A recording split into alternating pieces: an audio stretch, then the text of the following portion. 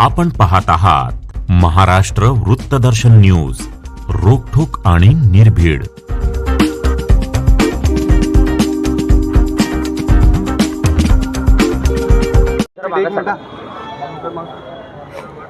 हा बोला. चालू करूया.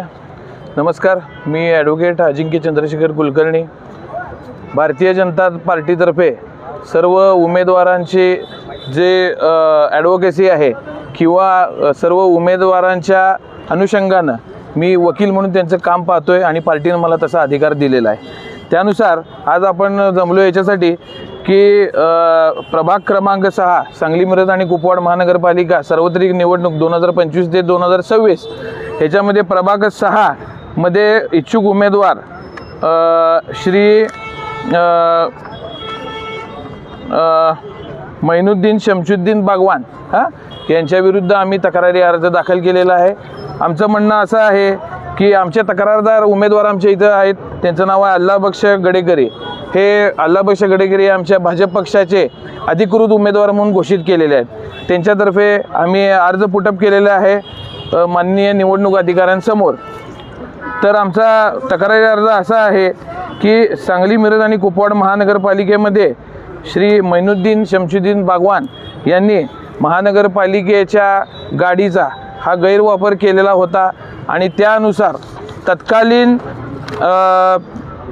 उपायुक्त श्री वैभव साबळे साहेब यांनी सदर मैनुद्दीन बागवान साहेब यांना दिनांक 26/12/2024 नोटीस दिलेली होती आणि त्याबद्दल त्यांना विचारणा केलेली होती की आपण अशा प्रकारे बेकायदेशीररित्या वाहनाचा उपयोग केलेला आहे आणि त्यासाठी दंड रक्कम तुम्हाला का आकारण्यात येऊ नये अशा प्रकारची शोकाज नोटीस त्यावेळेच्या तत्कालीन उपायुक्त वैभव साबळे यांनी श्री मैनुद्दीन शमशुद्दीन बागवान यांना नोटीस दिलेली होती.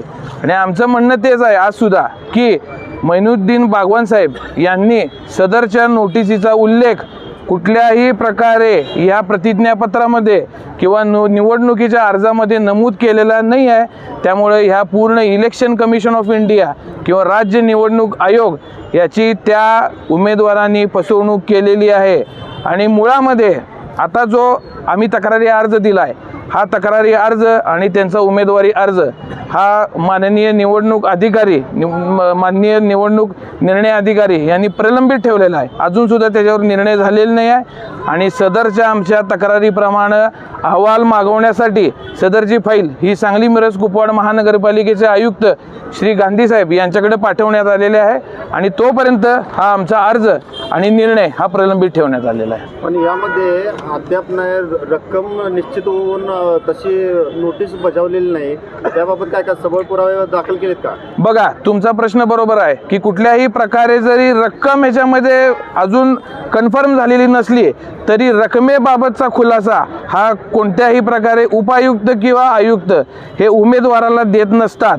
त्यामुळेच ह्या रकमेचा खुलासा होण्यासाठीच ही जी फाईल आहे ती आपण आयुक्त सांगली मिरज कुपवाड महानगरपालिका यांच्याकडं आपण रिपोर्ट घेण्यासाठी माननीय निवडणूक आयोगानं पाठवलेलं आहे. पहिली गोष्ट.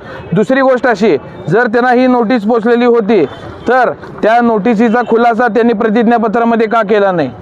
त्यामुळे हे दोन प्रश्न खूप मोठ्या ऐरणीवर आलेले आहेत. त्यामुळे आमचं म्हणणं असं आहे की हा उमेदवारी अर्ज हा अवैध ठरवण्यात यावा आणि त्यांची उमेदवारी ही रद्द करण्यात यावी.